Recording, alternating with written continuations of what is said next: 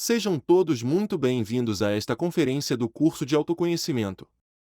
Hoje vamos estudar o tema número 32 do curso, intitulado A Mudança Radical.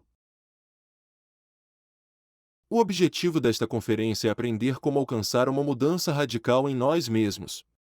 Essa mudança é progressiva, porém definitiva, porque se trata de uma transformação profunda, de base.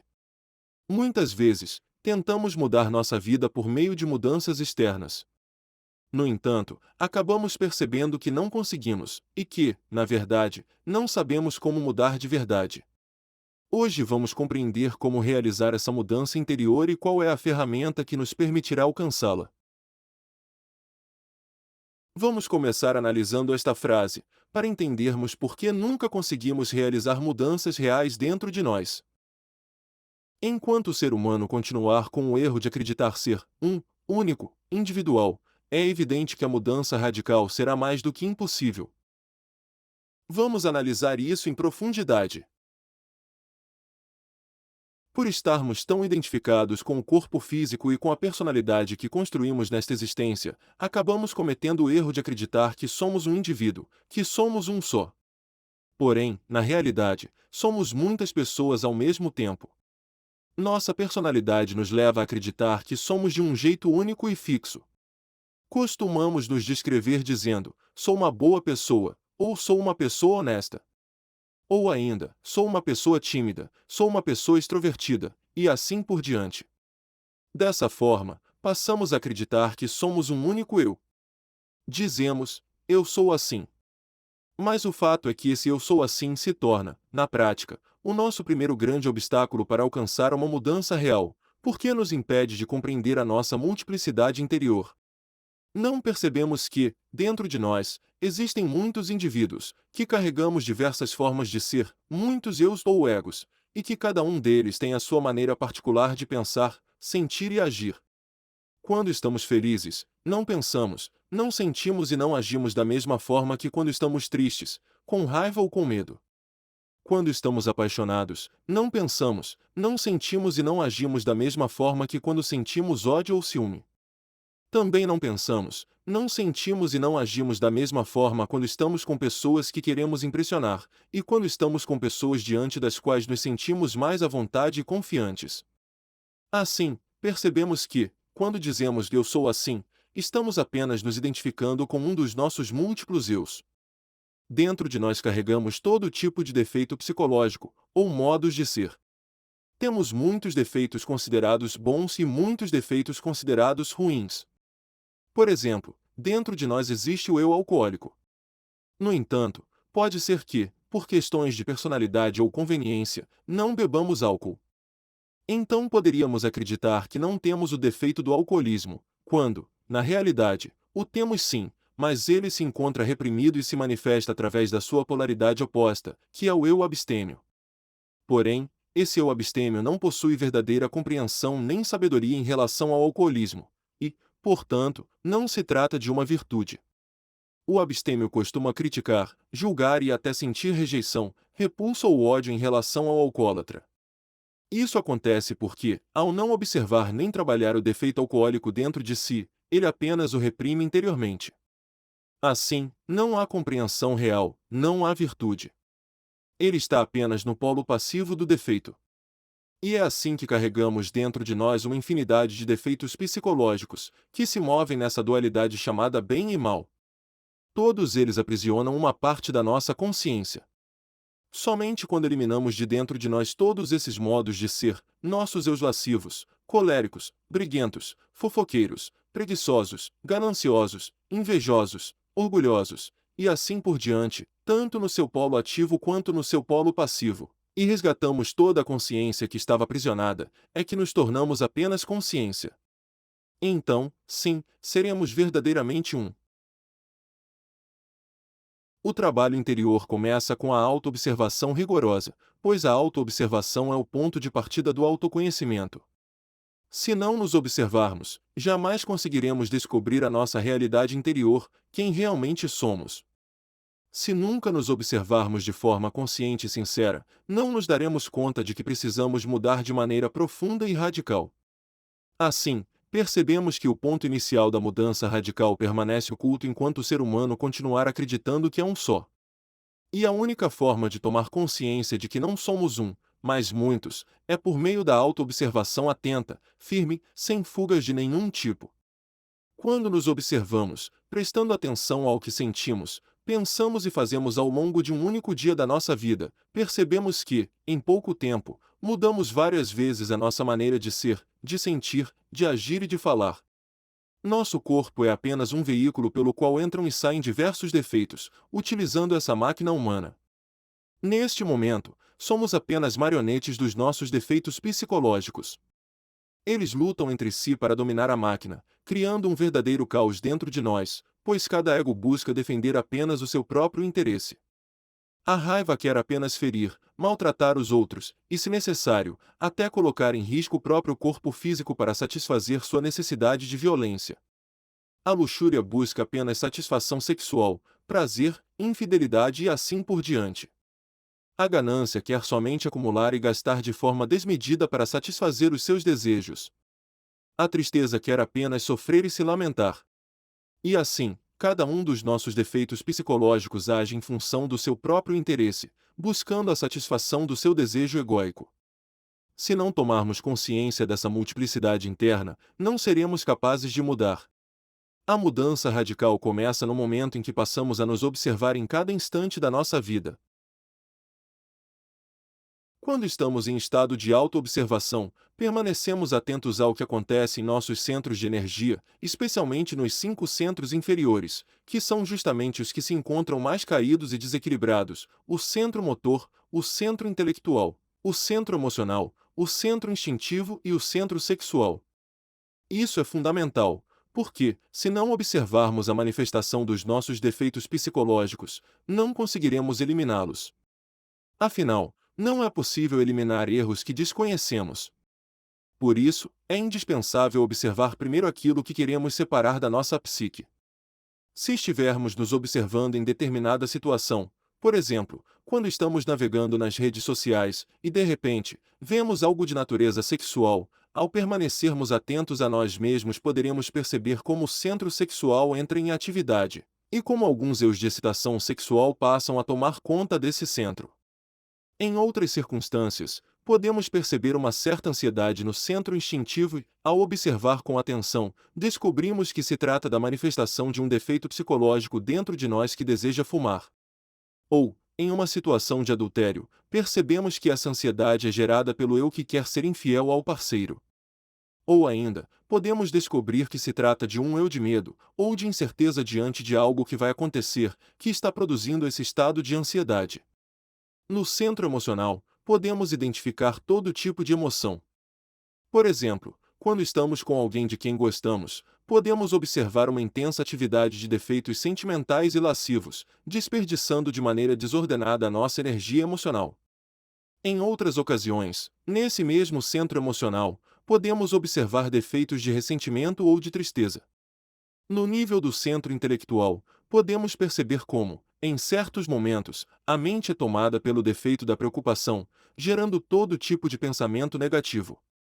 No centro motor, podemos observar como alguns defeitos psicológicos utilizam nossa energia motora por meio das palavras, levando-nos a insultar os outros. Outros defeitos utilizam a visão para olhar as pessoas com luxúria. Esses são apenas alguns exemplos simples do que podemos descobrir em nós mesmos quando praticamos a autoobservação. Se realmente desejamos mudar, precisamos estar sempre dispostos a descobrir, observar e eliminar todos os defeitos psicológicos que existem dentro de nós. Por exemplo, nos deparamos com a situação de ter que permanecer em uma longa fila para sermos atendidos no banco.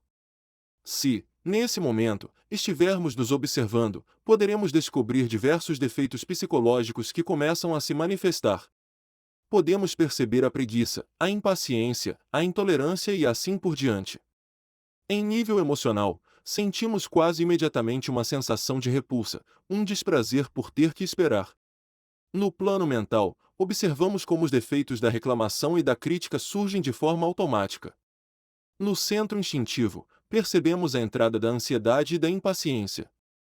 No centro motor, podemos notar aqueles defeitos ligados à preguiça, que nos levam a nos apoiar em qualquer coisa, a trocar de pé o tempo todo ou a gastar energia motor em tiques nervosos de impaciência, como roer as unhas ou balançar os pés de maneira compulsiva.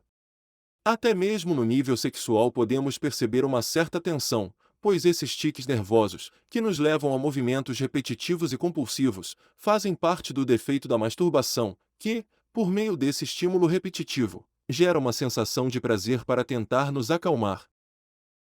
Podemos observar e eliminar tudo isso no mesmo instante, em uma situação simples e cotidiana como essa.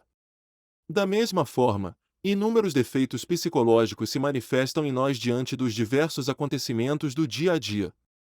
Assim, vamos descobrindo que nossos eus não são um só, mas são formados por múltiplos detalhes. Precisamos compreender que a mudança interior, profunda e radical, não acontece de forma mágica.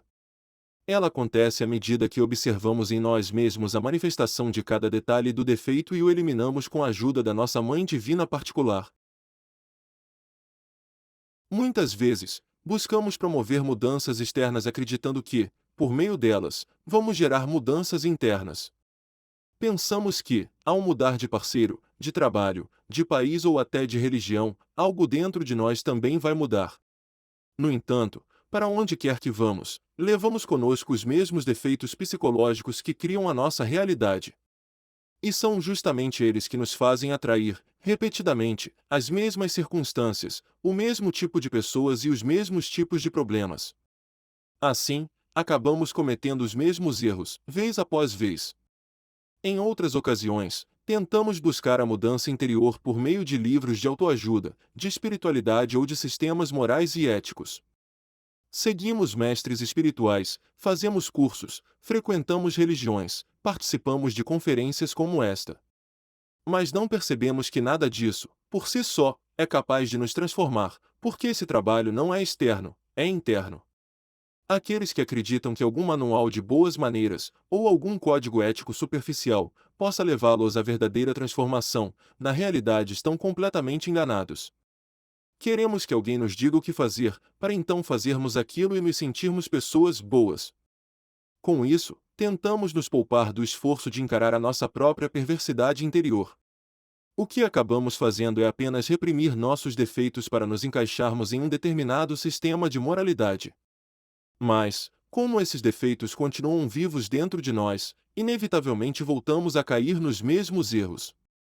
O simples fato de o trabalho íntimo começar com a atenção voltada para a autoobservação, já é mais do que suficiente para mostrar que esse caminho exige de cada um de nós um esforço pessoal muito particular.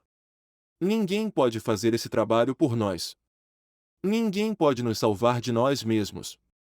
Ninguém pode eliminar nossos defeitos psicológicos em nosso lugar. Somente quando decidimos aplicar de fato, colocando em prática a autoobservação e a morte psicológica, é que começamos a constatar, dentro de nós, mudanças reais e profundas, capazes de transformar verdadeiramente a nossa vida.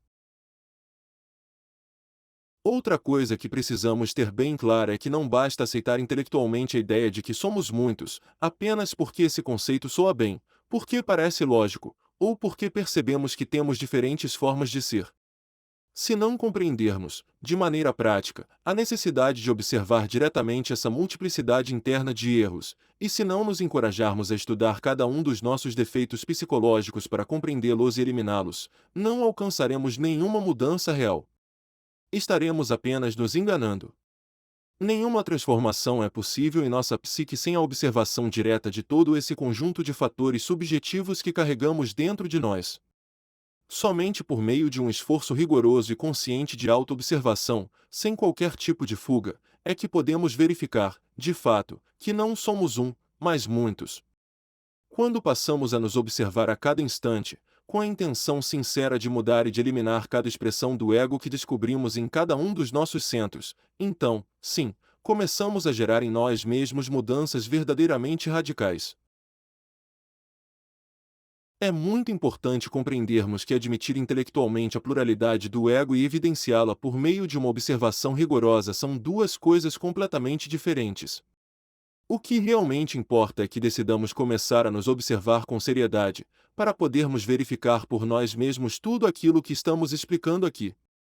Se não trabalharmos sobre nós mesmos, perderemos essa oportunidade de alcançar uma transformação radical que o nosso verdadeiro ser nos oferece, ao nos motivar a receber esses ensinamentos. Se, por outro lado, aceitamos que temos muitos defeitos, mas adiamos a mudança para quando tivermos mais disposição, uma situação econômica melhor ou uma situação sentimental mais favorável, então nunca conseguiremos uma mudança radical. Fugir do trabalho de observação íntima, buscando evasões e desculpas, é um sinal claro de degeneração.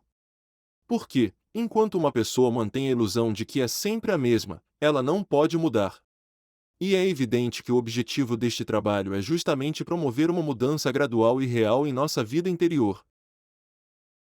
Se o que fazemos com essas informações é começar a usar o ego como desculpa para as nossas más ações, por exemplo, dizendo: sim, eu faço isso, mas é porque tenho esse defeito muito forte. Ou então: sim, eu preciso meditar sobre esse defeito. Mas nunca fazemos isso de fato.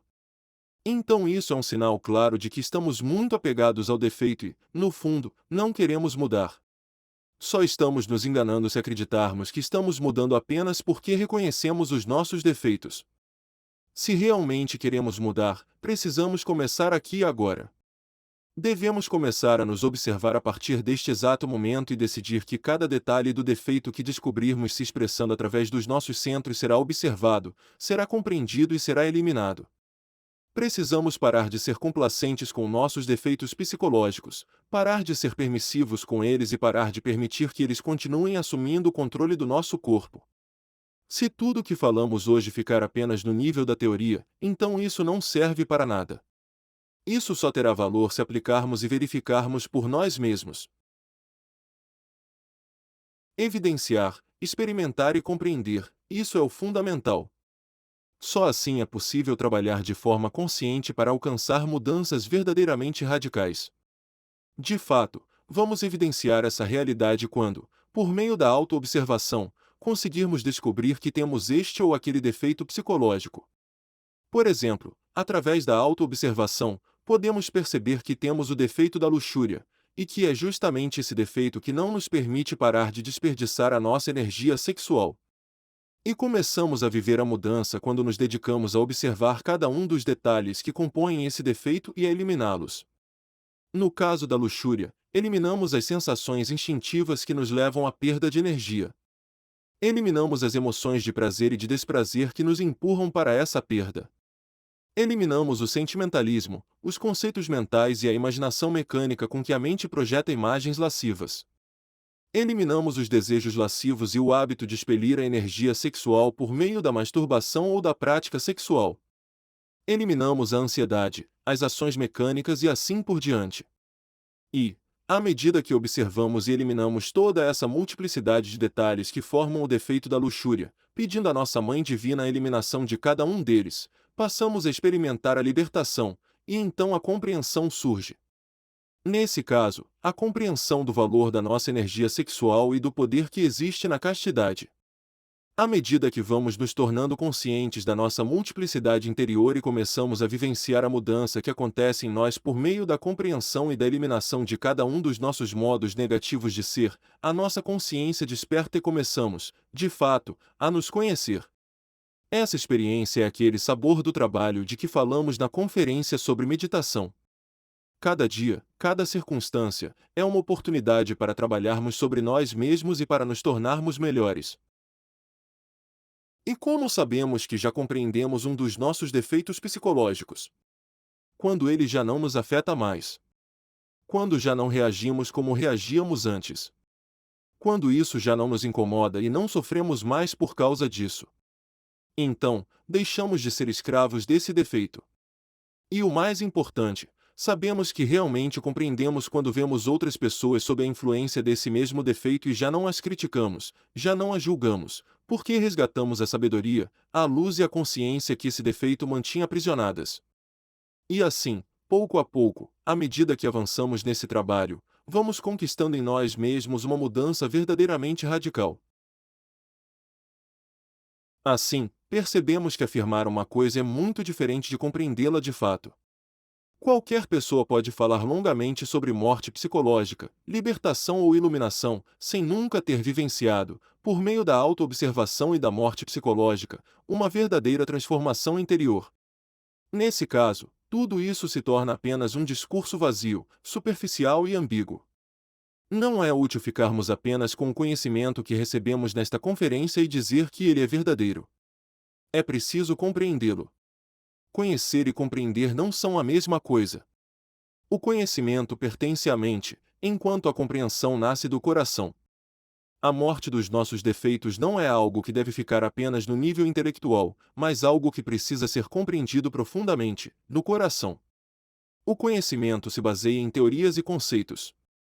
Por exemplo, podemos conhecer o método da morte psicológica, do nascimento espiritual, da meditação ou da projeção astral. Podemos pesquisar, ler livros e conversar sobre esses temas. Mas toda essa informação se torna inútil se permanecer apenas na mente. Compreender é diferente. A compreensão surge com a prática e com a verificação direta daquilo que é vivido. Quando colocamos em prática e conseguimos ver os resultados, nasce a sabedoria, e então a compreensão chega ao coração. Toda mudança verdadeira precisa passar por um processo de compreensão. Se mudamos apenas a forma de agir, os hábitos e os costumes, mas sem compreender e sem trabalhar na eliminação dos defeitos psicológicos ligados a esses comportamentos, acabamos voltando aos velhos hábitos. Por isso, se quisermos realizar mudanças radicais, precisamos fazê-las com base na compreensão do porquê devemos mudar, e na observação direta e eliminação dos detalhes que compõem cada modo negativo de ser. Caso contrário, o resultado será apenas frustração. Existem, porém, certos defeitos que precisam ser priorizados desde o início do trabalho, e com os quais devemos ser verdadeiramente radicais. Isso porque esses defeitos impedem o progresso na eliminação dos demais, já que afetam diretamente a nossa energia criadora sexual. Esses defeitos revertem o poder criativo da energia sexual, levando-nos a desperdiçá-la e, com isso, a reviver defeitos que já haviam sido eliminados, além de criar novos defeitos. Ao cair nesses três defeitos, perde-se o trabalho realizado na morte psicológica e torna-se impossível alcançar a castidade. Esses três defeitos são a fornicação, o consumo de álcool e o uso de drogas. A fornicação é a perda da energia sexual por meio da ejaculação e do orgasmo, seja na prática sexual com um parceiro, seja por meio da masturbação ou da poluição noturna. Quando derramamos a nossa energia sexual, os defeitos psicológicos são revividos e outros novos são criados, pois a fornicação é o mecanismo por meio do qual criamos todos os defeitos que carregamos dentro de nós. Por isso, desde o início, é necessário ser radical com tudo aquilo que nos conduz à fornicação, como a pornografia, a masturbação, o adultério e assim por diante. Além disso, é preciso ser igualmente radical com o uso de drogas e com o álcool. Substâncias como cocaína, heroína, crack e outras drogas químicas, assim como drogas de uso ritual ou místico, como a ayahuasca, peiote, cogumelos alucinógenos e maconha, além do álcool, revivem defeitos que já haviam sido eliminados. Isso acontece porque essas substâncias alteram profundamente a energia sexual, como estudamos na aula 14. Se realmente queremos realizar esse trabalho de despertar da consciência, precisamos ser radicais desde o início em relação a esses três defeitos. Quando uma pessoa começa a se observar cuidadosamente, a partir da compreensão de que não é uma só, mas muitas, ela dá início a um trabalho sério e consciente sobre a própria natureza interior. Para alcançar mudanças reais dentro de nós mesmos, precisamos aprender a ser radicais. Para que o novo possa nascer, o velho precisa morrer. E esta foi a conferência de hoje. Espero sinceramente que ela seja de grande utilidade para o seu trabalho interior. Muito obrigado a todos que participam dessas conferências. Desejo a cada um muita força no trabalho interior e muito êxito no processo de despertar da consciência. Convido você para a próxima conferência, na qual falaremos sobre duas leis muito interessantes e importantes, a lei das oitavas e a lei da entropia. Vamos ver como essas duas leis da força funcionam, como utilizar a lei das oitavas musicais para ascender no trabalho interior e como combater a entropia para evitar a descida no caminho da autorrealização. Muito obrigado a todos. Não hesitem em nos enviar qualquer dúvida que possam ter. Até a próxima!